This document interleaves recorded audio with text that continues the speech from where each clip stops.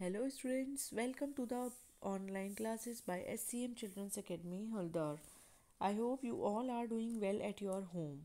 So students, as you know that we were doing our chapter Atoms and Molecules in Chemistry, and in that chapter we have covered the two laws of the chemical combination.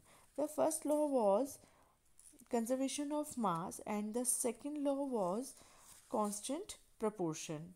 Clear? And on these two laws we have solved some numericals too. Now today we are going to study the topic that is atomic mass. What is atomic mass? Atomic mass of an element may be defined as the average relative mass of an atom of the element as compared with the mass of an atom of carbon 12 taken as 12 AMU means atomic mass unit. सी मैंने आपको बताया था कि जो atoms होते हैं वो बहुत ही ज़्यादा छोटे होते हैं, तो उनका मास भी जो होता है बहुत कम होता है. मैंने आपको बताया था 10⁻⁻9 में उनका मास होता है नैनोमीटर में. ठीक है, उनका साइज़ होता है, सॉरी 10⁻⁹. तो अगर जब साइज़ इतना छोटा है तो उनका मास भी बहुत कम होता है. फॉर एग्ज़ाम्पल अगर आपको मैं बताऊं कि हाइड्रोजन का जो मास है, एटॉमिक मास, वो अगर आप देखें तो क्या है 1.67 मल्टीप्लाइड बाय 10⁻⁻24. ठीक है, और ये है आपका ग्राम में. क्लियर? ये हाइड्रोजन के एक एटम का मास है, एटॉमिक मास 1.67 इंटू 10⁻⁻24 ग्राम. अगर आप इसको एक्सपेंडेड फॉर्म में यानी ज़ीरोज़ को एक्सपेंड करके लिखेंगे तो ये करीब 0.0000 बहुत सारे ज़ीरो के बाद में कहीं जाके 1673 ग्राम आएगा. यानी ये बहुत ही इनकन्वीनियंट था यूज़ करने के लिए भी, और कहीं इसको अगर राइट करना पड़े तो भी. ठीक है, तो इसके लिए हमने क्या किया कि एक इजी वे में हमने जो आपका एटॉमिक मास है उसको डिफाइन किया. क्लियर है? तो उसके लिए सबसे पहले आपको कार्बन 12 को समझना होगा. कार्बन 12 क्या है? तो कार्बन 12 एक कार्बन एटम है जिसमें क्या है 6 कार्बन है, सॉरी 6 प्रोटॉन्स हैं एंड 6 क्या हैं आपके न्यूट्रॉन्स हैं. ठीक है, 6 प्रोटॉन्स हैं और 6 न्यूट्रॉन्स हैं, जिसका एग्जैक्ट मास नंबर क्या है 12 है. ठीक है, जिसका मास नंबर क्या है, एटॉमिक मास यूनिट क्या हुई इसकी 12 यूनिट हुई. अब हम क्या कह रहे हैं कि जो ये एटॉमिक मास है, यानी अब हम जो है हर एटम का जो एटॉमिक मास कैलकुलेट करेंगे वो इस कार्बन 12 के रिलेशन में, एक रिलेटिव वे में कैलकुलेट करेंगे. यानी the atomic mass of an element is the relative mass of its atom as compared with the mass of carbon 12 atom. ठीक है, यानी अगर हम किसी एलिमेंट का एटॉमिक मास फाइंड आउट करेंगे तो वो किसके कंपैरिजन में करेंगे, इस कार्बन 12 के कंपैरिजन में करेंगे. ठीक है, कि वो कार्बन 12 के एटम से कितना हैवियर है.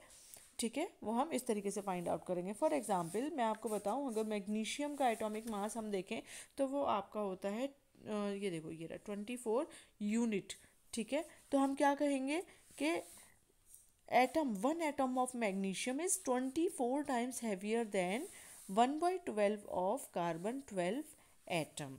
यानी जो आपका मैग्नीशियम एटम का, सॉरी मैग्नीशियम के एटम का एटॉमिक मास क्या है 24 टाइम्स हैवियर है किससे 1/12 ऑफ कार्बन 12 एटम. क्लियर है? तो ये हुए आपके एटॉमिक मास. तो यहाँ मैंने आपको कुछ एटॉमिक मास गिवन है, आपको ये याद करने हैं. जैसे हाइड्रोजन का है 1 एटॉमिक मास यूनिट है, कार्बन का 12 है, नाइट्रोजन 14.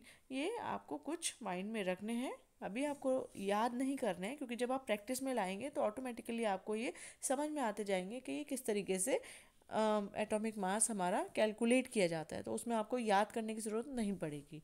क्लियर है? Now move to the next topic, that is how do atoms exist. ठीक है, यानी एटम्स एग्जिस्ट कैसे करते हैं. See only a few elements called noble gases are chemically unreactive and exist in free states. कुछ noble gases, इन noble gases को हम और क्या बोलते हैं, इनर्ट गैसेस भी बोलते हैं. इनर्ट गैस मीन्स अक्रिय, यानी जो बिल्कुल भी कुछ रिएक्शन नहीं करती हैं. ठीक है, इन्हें क्या कहते हैं, इनर्ट या फिर नोबल गैसें कहते हैं, जो कि क्या है, केमिकली अनरिएक्टिव है, बिल्कुल अनरिएक्टिव हैं, ये बिल्कुल किसी से रिएक्शन नहीं करती हैं, ठीक है। And exist in free states, चूंकि ये किसी से रिएक्शन नहीं करती हैं तो इसीलिए ये बड़े आराम से फ्री स्टेट में रह सकती हैं, ठीक है। लेकिन अदर एलिमेंट्स जो हैं जैसे आपके सोडियम पोटेशियम है, ये बहुत ज़्यादा रिएक्टिव होते हैं, ये फ्री स्टेट्स में तो रह ही नहीं सकते हैं, ठीक है। तो atoms of most of the elements are chemically very reactive and do not exist in free state. मैंने आपको बताया कि कुछ एटम्स तो बहुत ज़्यादा एक्टिव होते हैं और वो क्या है, फ्री स्टेट में नहीं रह सकते हैं, ठीक है। तो atoms usually exist in two ways, in the form of molecules and in the form of ions. यानी मॉलिक्यूल्स की फॉर्म में, यानी एक एटम किसी और एटम के साथ में, या एक एटम अपने ही एलिमेंट के अदर एटम्स के साथ में अगर वो कनेक्ट हो जाए तो वो, यानी उसको हम एक मॉलिक्यूल बोलेंगे जब वो स्टेबल हो जाएगा, ठीक है, अनरिएक्टिव हो जाएगा, ठीक है, स्टेबल, ठीक। और या फिर आयंस की फॉर्म में, यानी अगर एटम जो है अपने आयंस की फॉर्म में रह सकता है, ठीक है। तो इन दो फॉर्म में एटम्स जो है वो फ्रीली एग्जिस्ट कर सकता है, लेकिन अगर सिंगल एटम की बात करें किसी एलिमेंट की तो वो फ्रीली एग्जिस्ट मोस्टली नहीं करते हैं, क्लियर है, क्योंकि वो हाईली क्या होते हैं, रिएक्टिव होते हैं। तो अगर मैं आपसे पूछूं कि why atoms can not exist in free state, तो क्या आंसर होगा कि because atoms of any element या some elements are very reactive, so they can not remain in the free state, clear, they always remain in either in the form of molecule or in the form of ion, clear hai. Now see what is molecules. A molecule is an electrically neutral group of two or more atoms chemically bound together. मैंने आपको क्या बताया कि जब दो atom, दो या दो से ज़्यादा एटम एक साथ मिलके एक मॉलिक्यूल बना सकते हैं, और ज़रूरी नहीं है कि एक ही टाइप के एटम्स होंगे, अलग अलग टाइप के एटम्स भी मिलकर क्या बना सकते हैं, ग्रुप, एक ग्रुप बना सकते हैं, ठीक है। तो वो क्या होगा, इलेक्ट्रिकली न्यूट्रल होगा, ठीक है। अभी जो हमने एटम्स की बात की कि वो फ्री स्टेट में नहीं रह सकते हैं, वो इलेक्ट्रिकली न्यूट्रल नहीं होते हैं, इसीलिए वो फ्री स्टेट में नहीं रह सकते हैं, क्योंकि न्यूट्रल नहीं है तो वो कहीं ना कहीं किसी ना किसी चीज़ की तरफ क्या होंगे, अट्रैक्ट होंगे, ठीक है। लेकिन अगर इलेक्ट्रिकली न्यूट्रल है, इसका मतलब वो अनरिएक्टिव हो गए हैं, अब वो किसी की भी तरफ अट्रैक्ट नहीं होंगे, क्लियर है। The force which hold the atoms together in a molecule are called covalent bond, ठीक है। तो कोवेलेंट बॉन्ड के बारे में हम आगे बहुत अच्छे से पढ़ेंगे, फिलहाल आप इतना समझ लीजिए कि जो दो एटम, ठीक है, ये जो एटम्स आपस में मिलकर एक नया मॉलिक्यूल बनाते हैं, तो किस फोर्स की वजह से ये एक दूसरे को बाउंड करके रखते हैं, वो होता है कोवेलेंट बॉन्ड का जो फोर्स होता है, force of attraction of covalent bond, उसी की वजह से ये एटम्स एक दूसरे को पकड़ के रखते हैं, एक दूसरे के साथ क्या होते हैं, कंबाइंड हुए रहते हैं, क्लियर है। तो combination of atoms is called molecule. तो अब हम क्या कह सकते हैं कि एटम्स के कॉम्बिनेशन को क्या कहते हैं, मॉलिक्यूल्स कहते हैं, या फिर हम ये भी कह सकते हैं कि molecule is that can exist in free state, ठीक है। तो here it is, a molecule is the smallest particle of a substance which has the properties of that substance and can exist in the free state, ठीक है। तो atom तो free state में नहीं रह सकते हैं, तो अगर हमसे पूछा जाए कि फिर वो कौन सी यूनिट है या वो कौन सा सब्सटेंस है जो फ्री स्टेट में रह सकता है, तो वो क्या होगा, मॉलिक्यूल होगा, ठीक है। यानी molecule can exist in free state, clear. Now see, there are two types of molecules, ठीक है, दो तरीके के मॉलिक्यूल्स हो सकते हैं, या तो सेम एटम्स कंबाइन हो जाए टुगेदर, या फिर अलग अलग एलिमेंट्स के एटम्स कंबाइन होकर अगर कोई मॉलिक्यूल बनाते हैं, तो दो टाइप के हो गए हैं, ठीक है। यानी molecules of element and molecules of compound, ठीक है। The molecule of an element contain two or more similar atoms chemically combined together.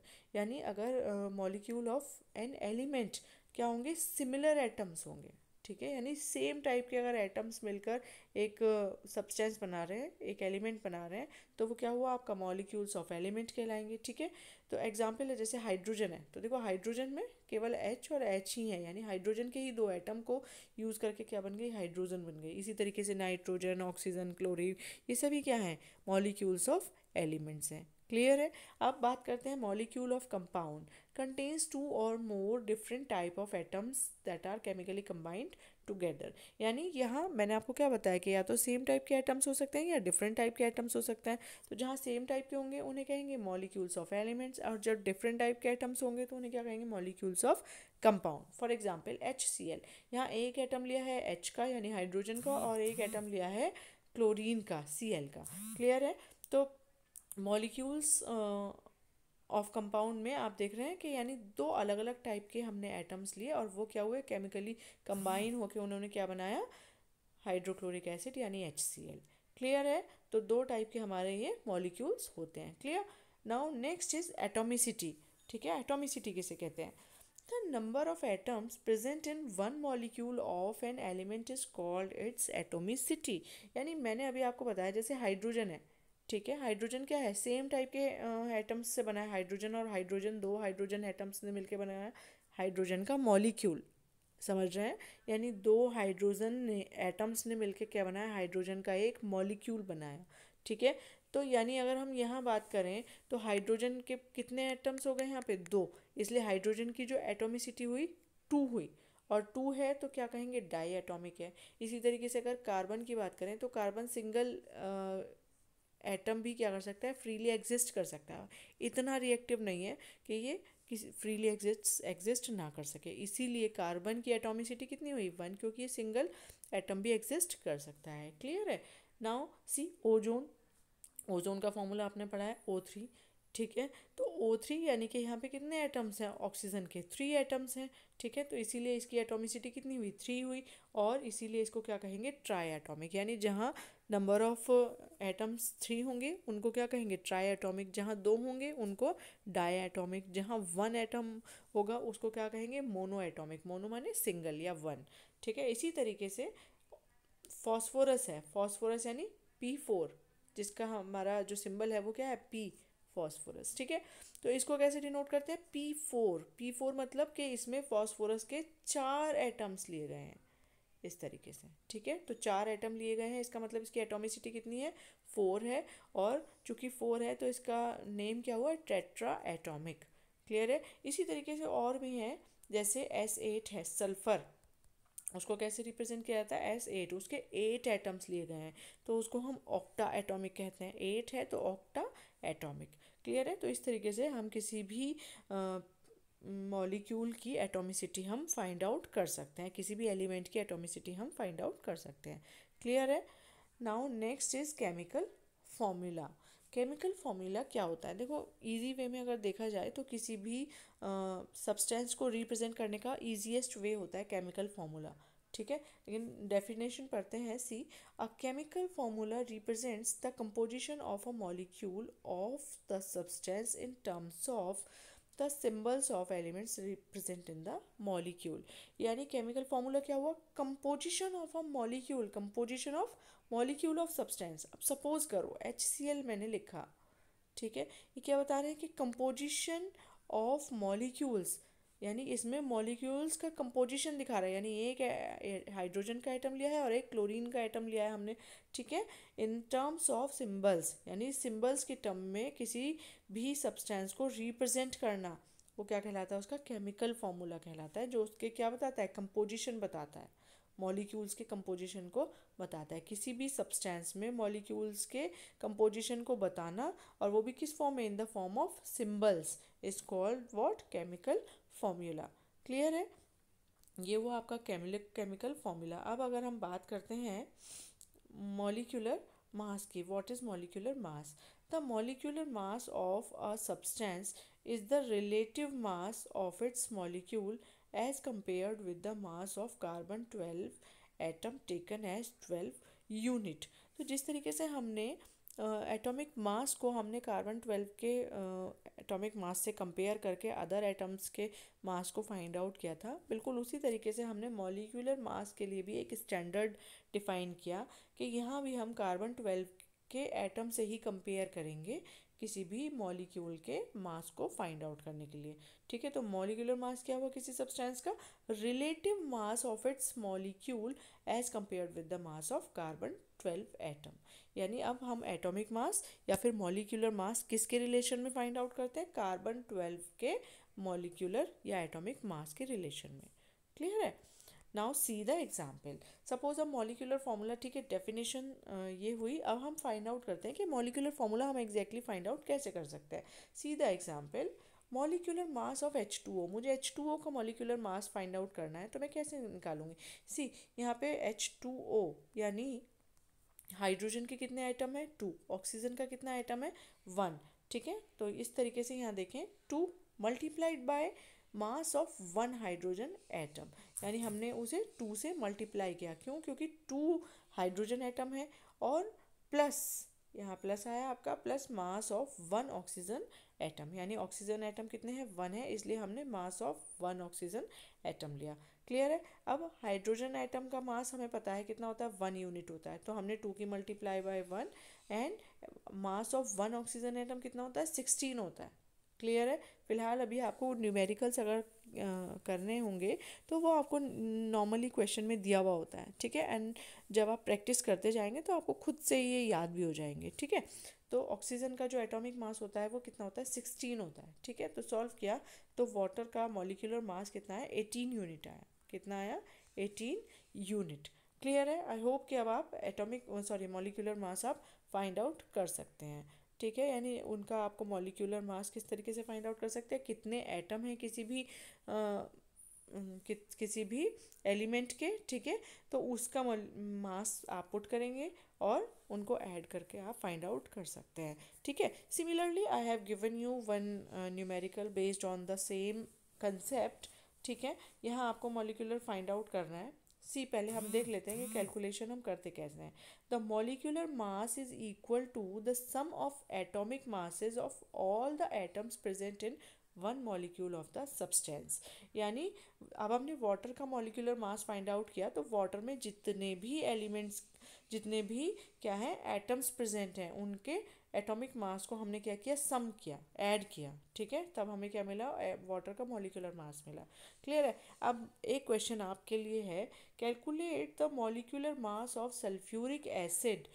ठीक है, सल्फ्यूरिक एसिड का केमिकल फॉर्मूला भी मैंने आपको दिया है H2SO4 गिवन एटॉमिक मासेस।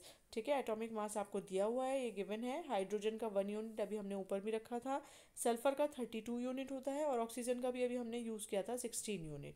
ठीक है, तो ये आप वीडियो पॉज करके खुद से सॉल्व करने की कोशिश करें, जैसे हमने यहाँ पे वाटर का मॉलिक्यूलर मास फाइंड आउट किया था अलग अलग एटम्स के एटॉमिक मास की वैल्यू पुट करके, उसी तरीके से आप यहाँ सल्फ्यूरिक एसिड यानी H2SO4 का मॉलिक्यूलर मास फाइंड आउट करना है। किस तरीके से करेंगे, हाइड्रोजन 2 हैं, जिस तरीके से यहाँ पे 2 हाइड्रोजन थे, तो आप किस तरीके से करेंगे 2 इंटू हाइड्रोजन के एटम का मास यानी 1 होता है। ठीक है, सल्फर का आपको गिवन है, आप प्लस करके सल्फर का फाइंड आउट कर सकते हैं 32 एंड ऑक्सीजन 4 एटम्स हैं, तो इसलिए यहाँ 32 आया सल्फर का। और ऑक्सीजन के चूँकि 4 एटम्स हैं, तो 4 टाइम्स आप मल्टीप्लाई करोगे ऑक्सीजन के एटॉमिक मास को, यानी 16 मल्टीप्लाइड बाय 4। तो आई होप कि आप लोग अभी तक अपना क्वेश्चन सॉल्व कर चुके होंगे। And now let's check whether you have done the right solution or not. See, the answer is 98 unit and I hope you all have done the correct solution, right? तो अगर आपने अभी भी आपको confusion है, तो now you can see mass of 2 hydrogen atoms plus mass of sulfur atom plus mass of 4 oxygen atoms. Now we put the values, और hydrogen का एटॉमिक मास कितना होता है 1 होता है, सल्फर का गिवन है 32 है और ऑक्सीजन का 16 है, and when we solve it we get 98 unit. So students, now you have to do the book exercise from your book, right? जितने भी न्यूमेरिकल इस कंसेप्ट पर बेस्ड हैं, जो जिसमें आपको मॉलिक्यूलर मास फाइंड आउट करना है, वो आपको सॉल्व करने हैं। And if you find any doubt then you can come to us. Thank you, have a nice day.